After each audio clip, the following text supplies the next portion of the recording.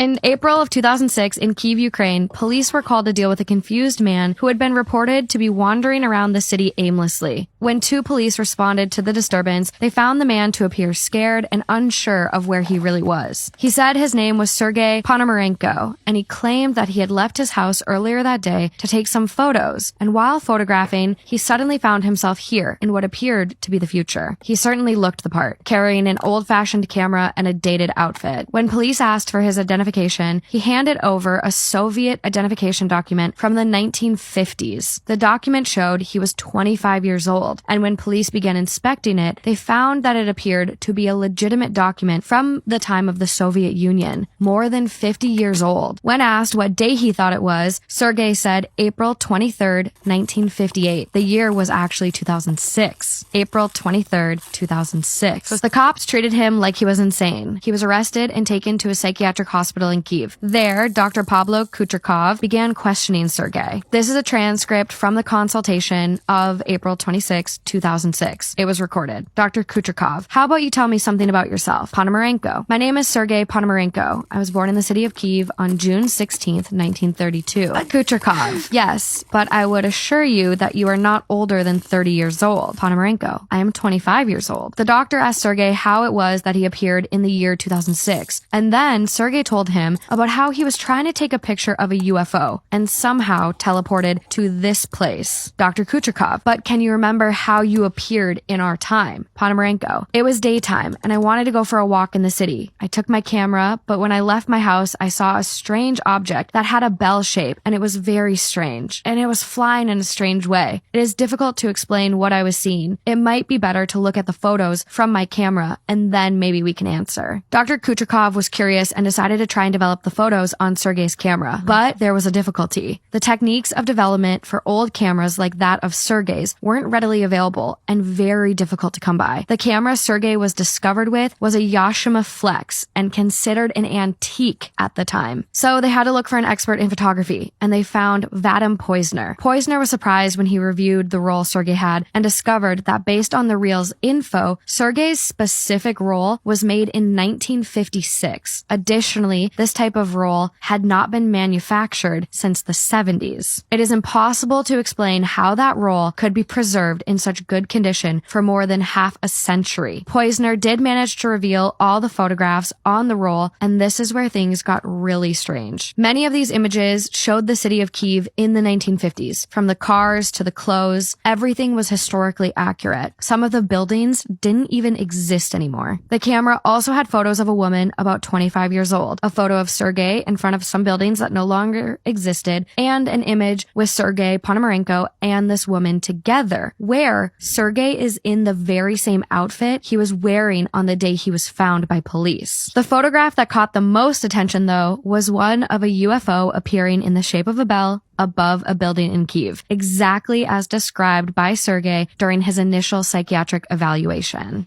So this is a transcript from a subsequent session between Dr. Kucherkov and Sergei after the photos were developed. Kucherkov, here are the photos revealed. They are from your camera. I'm especially interested in this photograph. Take a look, please. Ponomarenko, now are you convinced that I am telling the truth? I so far do not understand what this object is and how something like that happened to me. At the same moment that I took the picture, I went down to look at the camera and somehow I showed up in this year. Dr. Kucherkov did start to hypothesize that if this was some sort of alien spacecraft, it theoretically could have flown Sergei across the universe at the speed of light. Now, this is science that goes above my head, and it does include Einstein's theory of relativity and time dilation, but for the sake of the story, let's pretend we all get it. After speaking with Dr. Kucherkov, Sergei went to his room. The clinic's security camera captured the moment when he entered the room, but Sergei was never seen leaving his room. He had just vanished. The only way out was watched constantly. The windows in the room even had bars on them. It was impossible to escape, and yet he was gone. The mystery took another crazy turn when authorities looked back into the records and found a man by the same name who went missing in 1958. They tracked down the man's girlfriend, who by that time was in her 70s. It turns out that the girlfriend was the woman in the photographs with Sergei the day he went missing. She then told authorities that Ponomarenko had disappeared that day in 1958 1968 and then reappeared 2 days later, the same amount of time he had actually been in 2006. She went on to claim he disappeared again in the 70s, but this time did not come back. But years later, she ended up getting a photograph in the mail showing Sergei as an older man, with a note on the back of the picture claiming it's from 2050. He appears to be in Kyiv, only with the skyline changed with the addition of skyscrapers. The note also said that he would be back soon, but that never happened.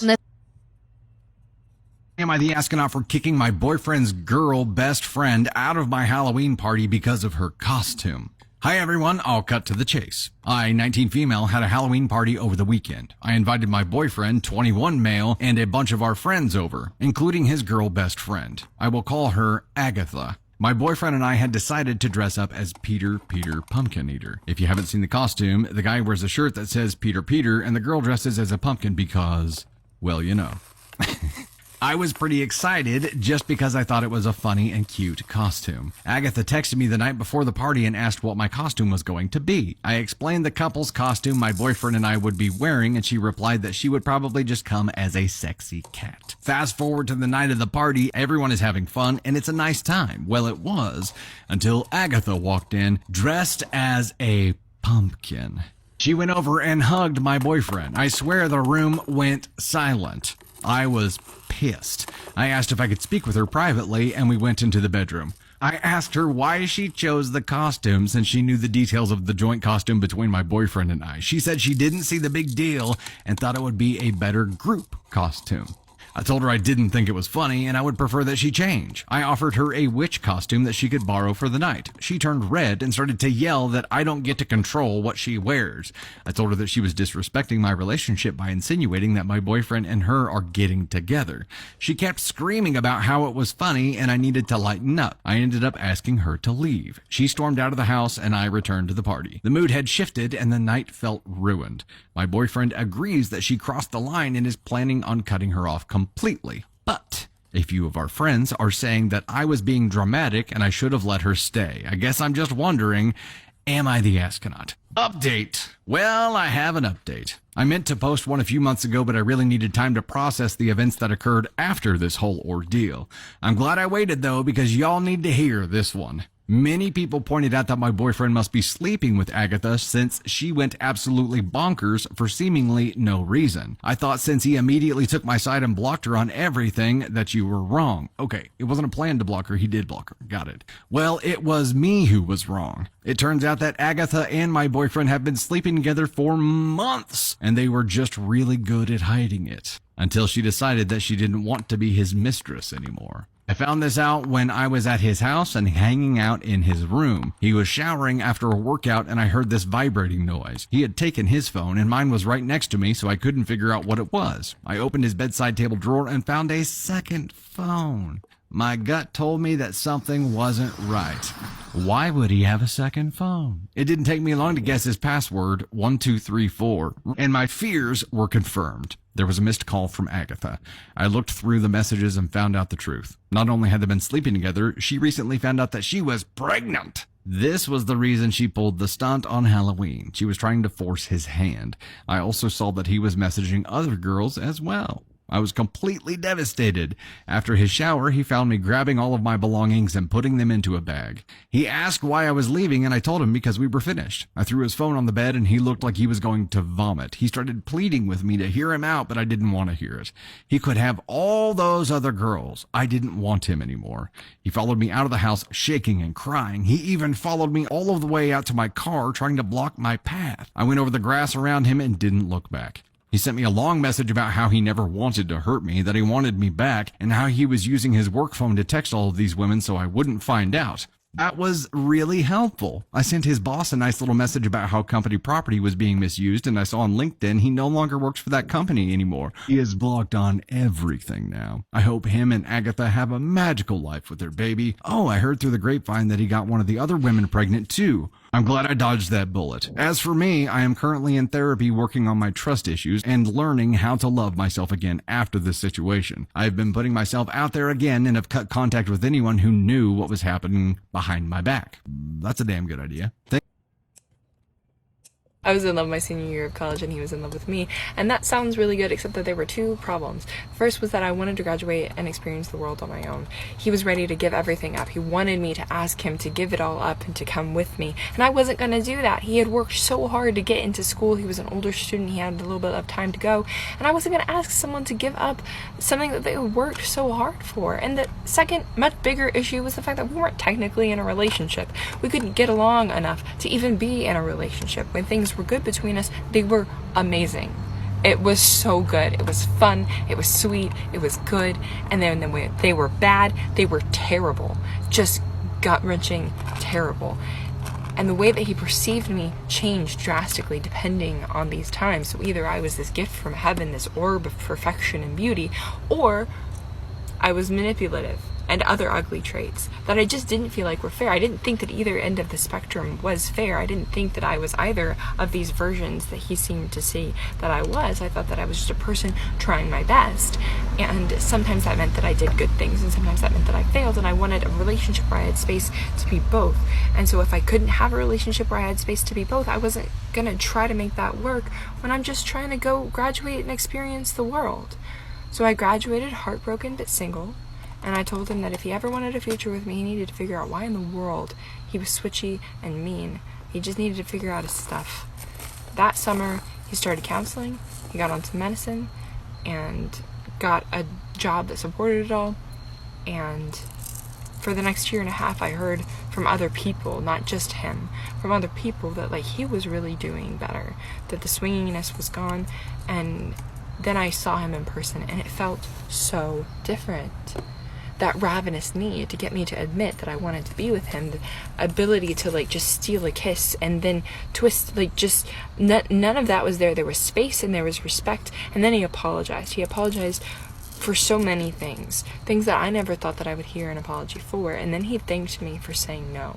He thanked me because he admitted that it wouldn't have worked out. It wouldn't have been good for either of us. He would have just hurt both of us, and he needed to work on himself. He had so much that he just wasn't ready for a relationship with anyone, especially not the type of relationship that he wanted with me. And he was really sorry for everything. And he really thanked me for believing enough in him to say to go get help. And it was a cool conversation, and it meant a lot to me. We talked for a little while, just every now and again, the relationship or the conversation would be a bit flirtatious and a little bit difficult. And so finally, after a couple of months, he called me up and he was like, "Listen, I am still in love with you. And every promise I've ever made about loving you forever, I think is true. I think that there will always be part of me that loves you, but you've asked to be on your own, and I need to let you go. And I'm sorry that I haven't. I'm sorry that it's taken me this long, but I just want you to know I'm letting you go."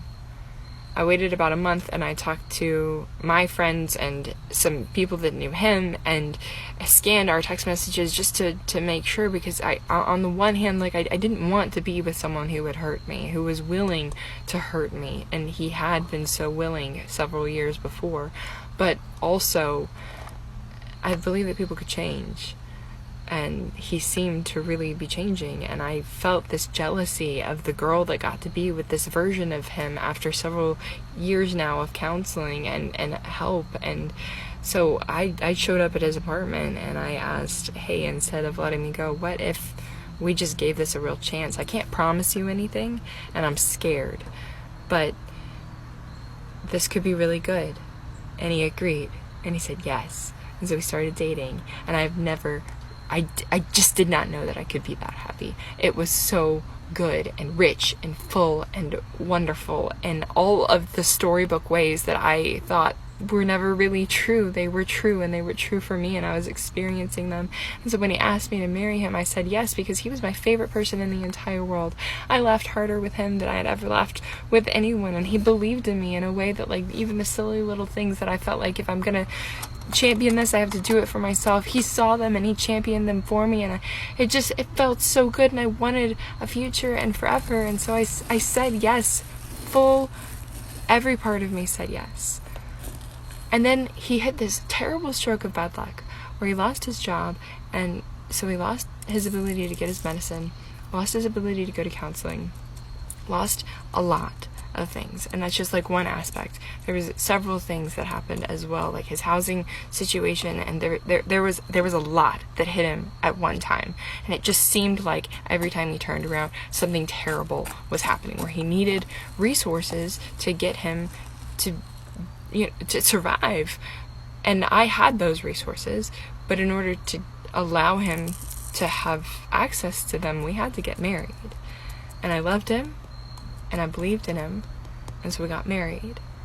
Got him on my insurance, got him set up, was talking about it a couple of weeks into our new marriage, and he laid on the bed and he laughed at me, and he said, "I cannot believe that you are this stupid.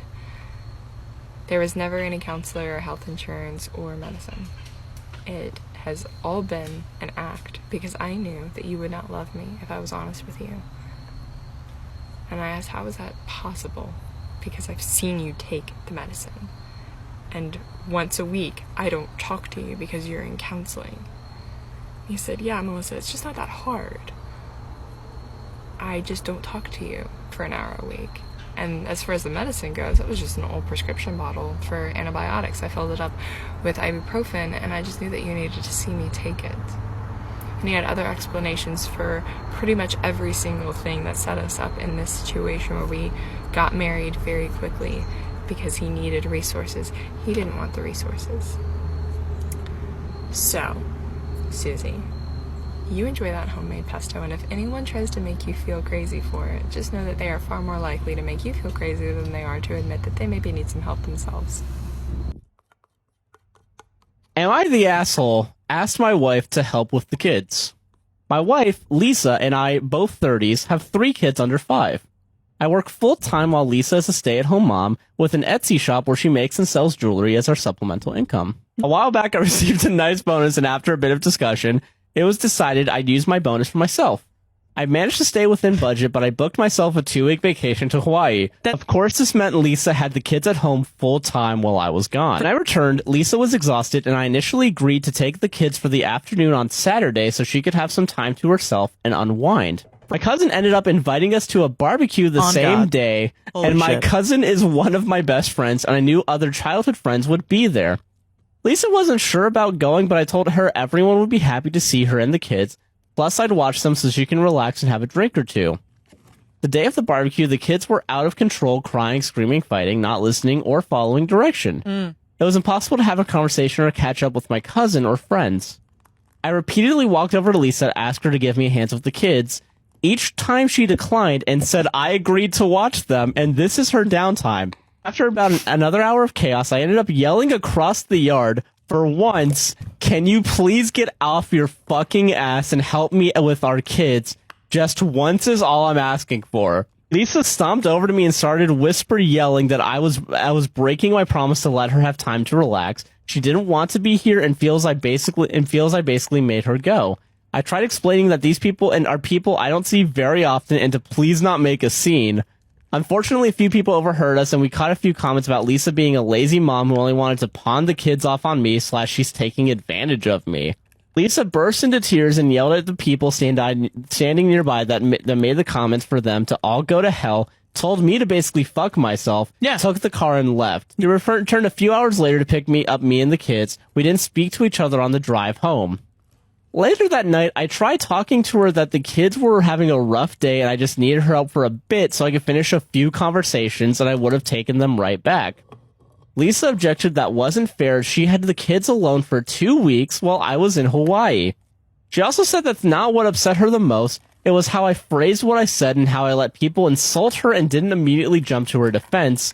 I told Lisa that those people don't know her like I do and have no idea how hard she works to take care of the kids, our Then house. you should have fucking said You should that, have said bitch. this and run her Etsy shop. Nor did I have the time to react before she ended up leaving. Did your mother-in-law interrupt your first dance or ruin your wedding? Because mine did. Okay, guys, so 2 minutes into dancing, my husband and I are twirling around, enjoying ourselves. There's nobody else on the dance floor. We started to kiss, because we just got married. And believe it or not, I actually like my husband. And so while we start to kiss, I feel this tap on my shoulder. I turn around and it is my mother-in-law with a poop-eating grin on her face. She's holding her arm out like this and beckoning. And she really said, "Can I have my son back?" My husband looks at her. He looks at me. I look at him. We look at her. We ignore her. We twirl the heck away. She has to do the walk of shame back to her table to sit with a bunch of geriatrics who don't even know what day it is. Okay, so my dad apparently told her, "Do not do this. Do not do this. Let them dance." And guess what? She did it anyways. My dad paid for the entire wedding. She did not thank him one time. She cried because we went to a hotel. We stayed at a hotel because we were getting married. And she wanted us to be in her house on a pull-out couch to do adult things that married couples do. Now, I had morning sickness because I was 5 weeks pregnant at this point. Getting married and being pregnant, she lost her mind, okay? Because her son is the love of her life, right? She uses him as an emotional spouse. So now that he is my spouse and a father, of course, she's going to lose her life. I only met her 2 times before this. She's a narcissist, so she love bombed me. I had no idea. And honestly, my husband didn't either, okay? So now he doesn't talk to her because he sees all of this. And it took a while for us to get to this point. But I'll tell you something. This man put that lady in her place and put her in her place real quick. She's not allowed in my home. And guess what? She probably won't ever be. The disrespect that I endured for over a year during my pregnancy and postpartum, unimaginable. Now, as far as the wedding goes, this woman also got mad that the day after we got married, we didn't go to her house because guess what? We wanted to stay in bed and, like I said, do adult things that married couples do. She also was mad that we spent the day running around Chicago with my friends because they had flown out from California to come see me at my wedding. Okay, now there were 65 members of his family at this wedding and only 10 of mine, and this was due to me negotiating to have the wedding in his hometown, not mine. And I'm in my 20s, so a lot of my friends couldn't afford to go to Chicago, right? So it is what it is. I have a small family anyway. We eloped beforehand. That's how we got pregnant. But I wasn't keen on this wedding happening even. Like this whole party thing. We were already married. It didn't matter. So, yeah, she ruined it, but she only made herself look bad. And my husband doesn't really care that I posted this. I think initially it kind of sucked, but you know what? We talked through it. We mentioned it in couples counseling, and we're fine. Am I the asshole for telling my sister the only reason her boyfriend is with her is because of his fetish? My sister, 25 female, and I, 22 male, grew up in the deep south. My dad is almost 400 pounds and my mom is close. I grew up as a fat kid. However, when I started college and moved to a very fitness-friendly state, Colorado, I lost a lot of weight. I started to care more about my looks. I became a personal trainer last year and got a rhinoplasty recently to fix my crooked humped nose. My sister decided to move up with me. My sister was not very approving of my weight loss, nor was she happy I did a lot to change my appearance. While we get along wonderfully most of the time, we still have fights about her thinking I'm vain. My sister weighs around 300 pounds. I have offered her help. However, she just tells me life isn't about looks. Frankly, I don't care what she looks like. I just want her to be healthy and confident. My sister sometimes acts out a lot at me, especially when it comes to guys. When we have gone to bars, people can be cruel, saying, quote, "What your sisters couldn't tell," or outwardly paying more attention to me. I defend her when I see it, but it still hurts her confidence. She has cried to me multiple times about dating, asking why she can't find anyone to accept her for who she is. In January, my boyfriend of 2 years cheated on me. My sister told me that maybe he left me because I was too vain and high maintenance. I ignored her. Around the time of the breakup, she started dating a guy, and I was happy for her. However, the guy gave off some weird vibes. The way he looked at my sister when she ate and making plans when my sister and I were supposed to do healthy activities were some of them. Since then, my sister has gained a massive amount of weight and has become more hostile towards me. Her boyfriend buys her large quantities of unhealthy food and insists that she needs to eat more. He is weirdly touchy with her and often dismisses the things she says. They don't talk and just watch TV. She hasn't met his friends or family yet also. She complains how he never posts about her on social media. About a month ago, I had a friend over. His friend is interested in fetish, and they recognized my sister's boyfriend from a feeder site. I didn't want to bring it up with my sister because that didn't seem like it was my place, but it worried me greatly. I recently downloaded multiple dating apps, and my sister, like any sister, wants to see who I matched with. I showed her, and she immediately said the only reason I got these matches is because I'm shallow. She then told me I might be more successful if I stop worrying so much about my looks,